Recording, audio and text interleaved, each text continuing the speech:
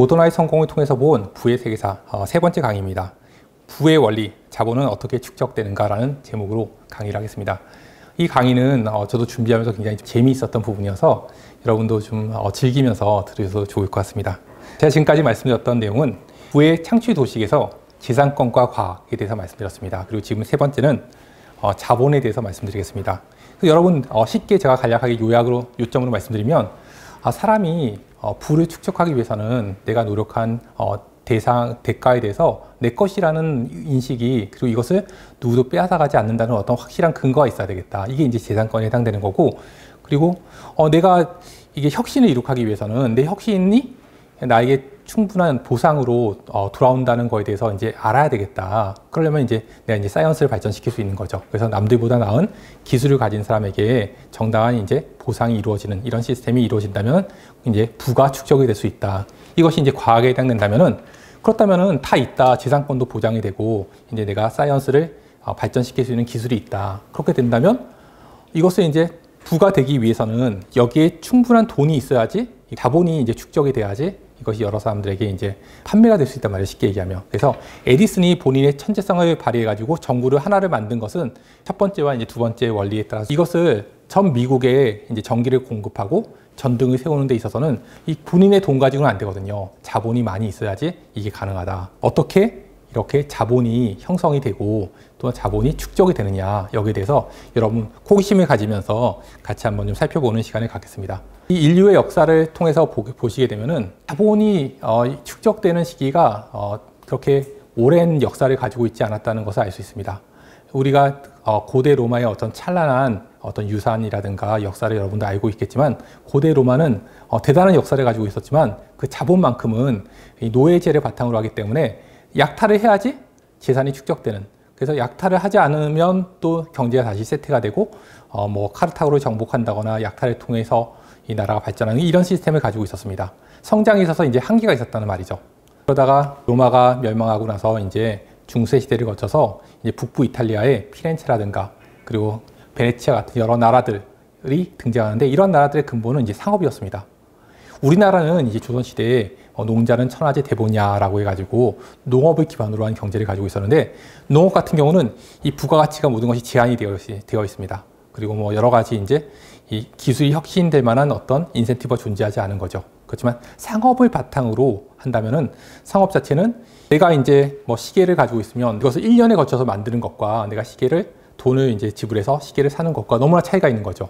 그리고 시계를 여러 개를 이제 만들 수 있는 데에서는 그걸 통해서 부가가치를 창출하고 또 여러 가지 경제적으로 활성화되니까는 그것을 통해서 혁신이 이루어질 수 있는, 굉장히 이제 경제가 발전할 수 있는 그러한 여건을 가지고 있다. 그래서 상업을 통해서 이태리 여러 도시국가들이 발전하게 되었지만, 그럼에도 불구하고 자본이 축적되기에는 한계가 있었다. 왜냐하면은 경제활동이 가족이라든가 소규모의 협력 이상으로 발전하기가 어려운 구조였기 때문에 한계를 지니고 있었다라고 이제 보시면 될 것 같습니다. 여러분 이제 그 이후의 스토리는 여러분도 잘 알고 있을 것입니다. 산업혁명을 통해서 경제 성장이 엄청나게 익스플로티브하게 엄청나게 성장하게 되는 그런 어떤 계기를 갖게 되는데, 이 노벨상을 수상한 니콜라스 머리 버틀러라는 사람은 이렇게 얘기했습니다. 우리가 보통 알고 있듯이 증기기관 같은 것이 산업혁명을 이끌었다라고 알고 있는데, 진짜 주역은 유한회사다. 유한회사가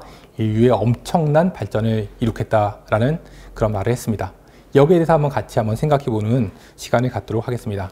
제가 인터넷에 있는 그림을 이제 가져왔는데, 부채와 이제 펀딩의 차이를 한번 간단히 말씀드리면, 제가 이제 은행으로부터 이제 1억 원을 이제 빌린다면은 1억에 대해서 이제 다달이 이자를 내고 나중에 1억 원을 상환해야 되는 이러한 의무가 있는 거죠. 이런 입장이 있지만, 제가 펀딩 기업체를 만들고 1억 원을 이제 펀딩으로 받았다면은 내가 1억 원을 갚지 않아도 됩니다.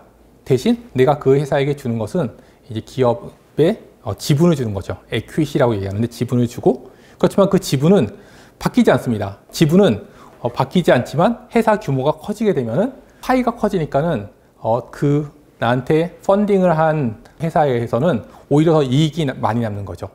이것을 비유해서 말씀드리면, 부채 같은 경우는 이게 리스크가 낮습니다.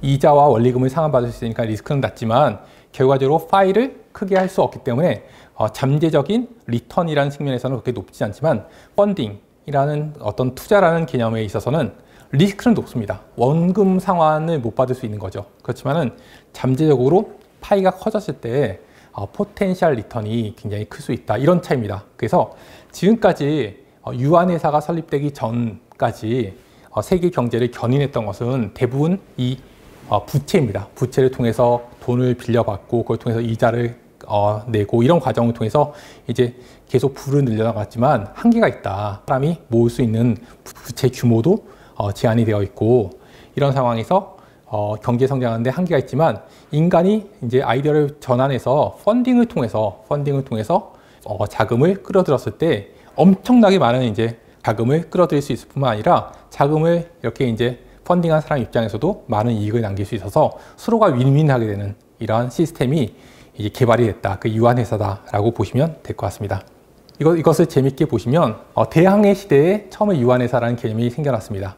대항해 시대 같은 경우는 아까 이제 상업이 이제 부를 창출한다라고 말씀을 드렸는데, 그런데 이렇게 예를 들어 봅시다. 남미에서 물품을 사가지고 와서 유럽에 팔게 되면은 엄청난 이익을 얻게 된다. 보통 처음에 네덜란드 동인도 회사가 처음에 이제 배를 싣고 이제 돌아왔을 때 260배의 이제 수익을 얻었다고 하거든요. 그래서 지금 뭐 2배 수익도 엄청난데 그 당시는 엄청난 수익을 얻게 됐죠.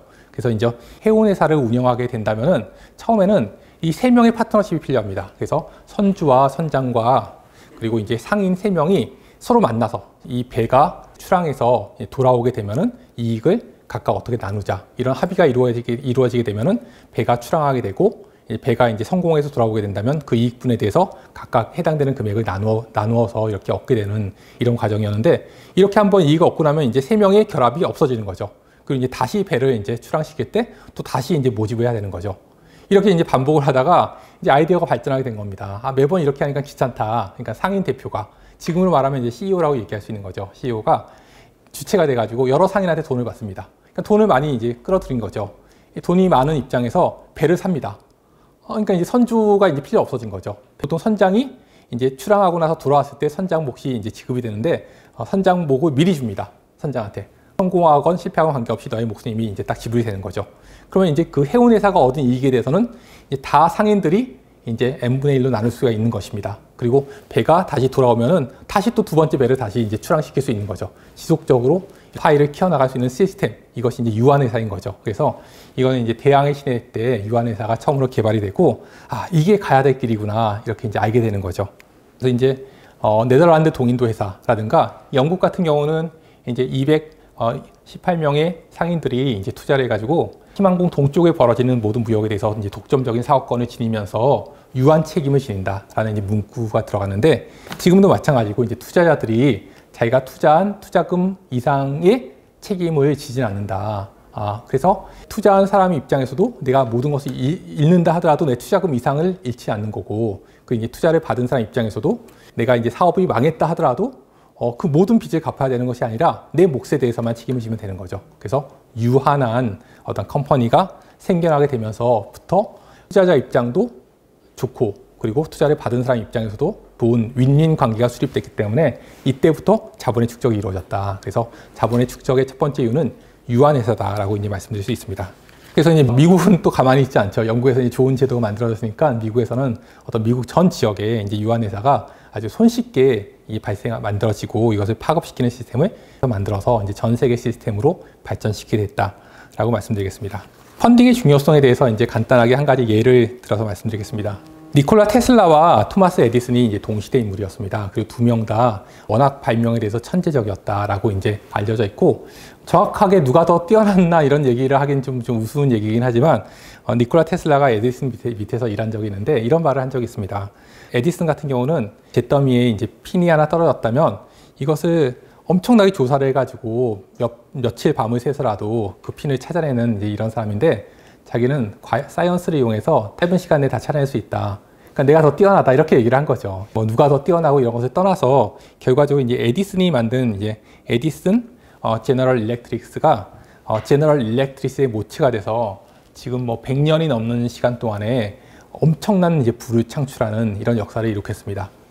그런데 이것이 에디슨이 뛰어나서 이런 결과가 나타났다라고 생각할 수도 있겠지만 실제적으로 테슬라에 비해서 에디슨이 실수한 부분이 많이 있습니다. 여러분도 아시다시피 교류 전기가 대세임에도 불구하고 에디슨은 직류 전기를 고집하다가 이제 이런 부분에서 이제 밀리게 되는 이런 역사도 있게 되었죠. 그래서 불을 창출하는 데 있어서 결정적인 역할을 했던 것 중에 하나가 JP 모건입니다. 그래서 JP 모건이 에디슨에 투자를 했거든요. 그러니까 투자자가 에디슨의 이제 무모한 방법을 길을 막았습니다. 그래서 에디슨이 직류 전기를 개발하는 데 있어서 본인의 이제 역량을 투입하려고 했지만 모건이 그걸 막고 또한 교류 전기 회사를 병합함을 통해서 에디슨의 이제 방향을 바로잡게 되는 거죠. 그래서 투자자의 마인드가 불을 축적하는 데 있어서 중요한 역할을 한다. 그렇게 이제 알 수 있습니다. JP 모건이 죽었을 때 이제 그의 재산이 이제 960억이었다고 합니다. 기록에 보게 되면은 이제 그걸 보고 나서 록펠러가 알고 보니 부자가 아니었네 이렇게 얘기했다고 합니다. 록펠러는 이제 1조 이제 800억 원을 이제 지니고 있었거든요. JP 모건이 뭐 부자인 줄 알았더니 부자 아니었구나 이렇게 얘기했다고 하는데 JP 모건의 어떤 위대한 점은 본인이 돈을 다 끌어모을 수 있는 데 영향이 있었지 뭐 돈이 많은 걸로 1위는 아니었다는 말이죠. 그래서 돈을 잘 끌어모으는 것이 어떤 부의 핵심 역량 중에 하나다라고 이제 말씀드릴 수 있습니다. 제가 이제 두 가지를 말씀드렸습니다. 어떤 자본의 축적에 있어서 첫 번째는 유한회사의 설립이다라고 말씀드렸고, 그리고 두 번째는 어떤 자본가의 어떤 도움이 뒷받침이 있을 때 크게 발전할 수 있다. 이런 부분 말씀드렸습니다. 이어서 말씀드릴 내용은 종교혁명을 통해서 사람들의 마인드가 이제 바뀌게 되었다. 성경으로 돌아가라라는 이제 원리가 모든 사람에게 알려지면서 성경적 원리가 그 종교혁명 전에는 성경을 읽는 것을 이제 금지하는 그런 어떤 문화도 있었습니다. 그러나 성경의 번역과 또 성경 읽기가 광범위하게 이루어지면서 성경적 가치, 금령과 그리고 이제 또 특별히 살병의 예정론, 내가 구원받은 여부는 확실히 알 수 없다. 내가 근면하게 성실하게 책임을 다했을 때 그것이 내가 구원받은 간접적인 증거가 될 수 있다라는 어떤 소명의식, 직업에 대한 소명의식 이런 것이 발전하게 되면서 사람들이 스스로 개조가 되면서 이 모든 것들이 자본의 축적을 가져왔다. 이제 막스 베거의 이 프로테스탄티즘의 원리가 이렇게 되는 거죠. 그래서 그전에는 사람이 돈을 벌어서 그것을 이제 소비를 했다면은 프로테스탄티즘을 지니고 있는 사람들은 돈을 벌었으면 그걸 가지고 자본을 재투자하는 거죠. 일론 머스크가 이제 처음에 페이팔이라는 회사를 만들었는데 한 우리나라 돈으로 이제 2천억 원 정도를 벌었다고 합니다. 그러니까 평생에 거쳐서 이제 내가 이거 가지고 이제 놀러 다니면서 이제 돈을 쓸 수 있다. 이런 입장임에도 불구하고 기업가 정신은 이걸 재투자하는 거죠. 그래서 스페이스 X를 만들고 테슬라를 만들고 해서 계속적으로 이걸 통해서 이제 본인의 이제 가능성을 찾는 거죠. 그러면서 이제 내 책임을 다한다. 이런 의식이 이제 종교혁명과 연관이 되어 있다라고 이제 보시면 될 것 같습니다. 그래서 이제 기업가 정신이 이룩하게 되는 데 있어서 종교혁명이 핵심적인 역할을 감당했고, 이런 어떤 기업가 정신에 있어서는 앞에서 말씀드렸듯이 본인이 끝까지 최선을 다한다. 내가 어떤 어려움이 있더라도 끝까지 갈 길을 가겠다라는 이 정신, 그리고 내가 어떤 것을 만들고 내가 여러 사람들 가운데서 중요한 역할을 하고 이런 것이 내 존재 이유다. 이런 어떤 역경을 극복하고자 하는 이런 마인드 이런 것들이 중요시되면서 이러한 정신들이 자본을 축적하는 데 있어서 중요한 역할을 했다라고 말씀드릴 수 있습니다. 그리고 이제 또 한 가지 이제 우리가 빠뜨리지 말아야 될 것이 이제 애덤 스미스의 역할입니다. 그래서 애덤 스미스는 여러분도 알다시피 국부론을 통해서 자본이 축적되는 데 있어서 정부가 너무 개입하지 말라. 그리고 개개인이 본인의 어떤 룰을 지키는 가운데서 자유롭게 경제활동을 하는 것, 본인의 어떤 사적 이익을 추구하는 것에 대해서 비난하지 말라. 이것이 결과적으로 이제 경제를 발전시킨다는 것에 대해서 이론적으로 모든 사람을 설득시켰습니다. 재미있는 것이 역사를 보게 되면 이제 성선설이 있고 성악설이 있습니다. 성선설은 주로 동양에서 맹자라든가 동양적인 가치관이 이제 성선설이 많이 있습니다. 그런데 서구 같은 경우는 기독교적인 가치관이 있으면은 인간이 이제 죄를 지었거든요. 그러니까 성악설로 출발하게 됩니다. 서구에서도 루소 같이 이제 성선설을 주장하는 사람도 있지만 서양에서 이제 성악설이 기본이 되는 거거든요. 성악설이면은 좀 미래가 없지 않습니까? 인간은 악하고 이 악한 사람에게 어떤 미래가 있겠느냐 이런 어떤 참 미래가 없는 가운데서 애덤 스미스는 여기에 대한 대안을 제시하는 굉장히 이제 중요한 역할을 하게 됩니다.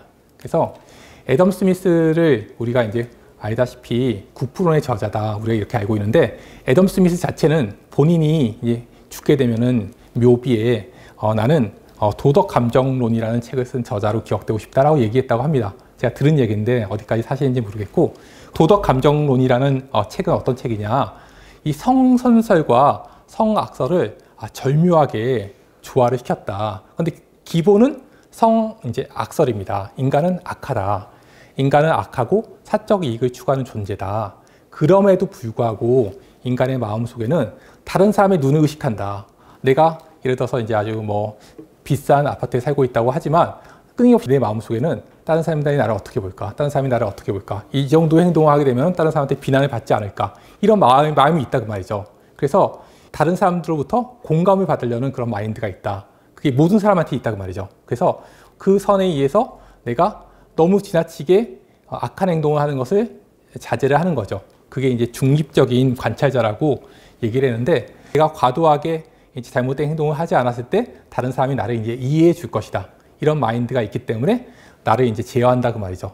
그래서 사회 시스템이 이렇게 개개인이 공감하는 능력이 있기 때문에 이러한 개개인의 능력을 서포팅하는 시스템이 구축이 된다면 공감 능력이 이제 발휘하게 돼서 사회 질서가 유지하게 될 것이다.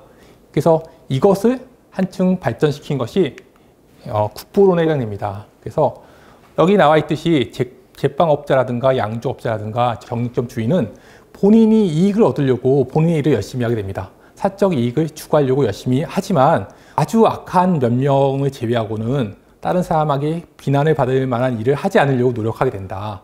근데 이런 것을 용납하는 시스템, 이제 악을 저질렀음에도 불구하고 용납하는 시스템이 된다면 그런 어떤 공감 능력이 발휘되지 않겠죠. 그렇게 된다면은 이 사회 질서가 이루어지지 않는데, 정부가 최소한의 권력으로 악한 자를 응징하는 이런 시스템이 구축이 된다면 본인이 사적 이익을 추구하되 본인 내부에 있는 중립적인 관찰자의 관찰에 따라서 내가 사적 이익을 추구하기 때문에 이것이 공공선을 이룩하게 된다. 이러한 개개인의 윤리를 뛰어넘어서 이제 어떤 국부의 원리까지 도덕 감정론에서 이제 발견하게 됩니다. 그래서 이제 모두가 다 설득을 당하는 거죠. 그래서 드디어 이제 성악설인 인간이 악하다는 이런 가정 하에서도 우리가 부의 증진을 위해서 행하는 일은 합리화가 될 수 있고, 또 이걸 통해서 공공선이 이루게 되는구나. 이런 것들에 대해서 영국과 미국 여러 사람들이 설득을 받게 됨을 통해서 부의 긍정이 이루어지게 되는, 또한 자본의 축적이 이루어질 수 있는 이론적인 이제 배경이 형성이 됩니다. 그래서 이상의 이제 내용들을 정리해서 말씀드리면, 유한회사가 등장하게 되고, 또한 이윤 추구가 이제 긍정으로 바뀌게 되고, 그리고 기업가의 정신, 자본의 이제 재투자, 그리고 기업가 정신 자체가 긍정으로 이루어졌을 때 자본이 축적될 수 있는 사회적, 개인적 기반이 형성이 돼서 자본 축적이 이루어졌다라고 여러분이 이제 보시면 되겠고, 개인의 삶에 있어서도 마찬가지입니다. 개인도 적절한 자본이 축적될 수 있는 내 안에, 내 외부의 시스템이 구축이 됐을 때 자본이 이제 축적이 돼서 발전하게 될 수 있다라고 이제 말씀드릴 수 있을 것 같습니다. 그래서 현재는 어마어마한 자본이 축적이 된 거죠. 이제 시총 글로벌 랭킹 회사들을 제가 한번 적어봤는데, 여러분도 알다시피 글로벌 1위에서 10위까지 회사를 이제 합치면 가장 못 사는 100개 나라의 경제 규모를 합친 것보다 가장 탑 10 회사가 벌어들이는 수익이 더 높습니다. 이런 모든 시스템이 구축이 됐을 때 인간은 엄청나게 많은 이제 부를 축적할 수 있는 위치가 되었다라고 말씀드리면 될 것 같습니다.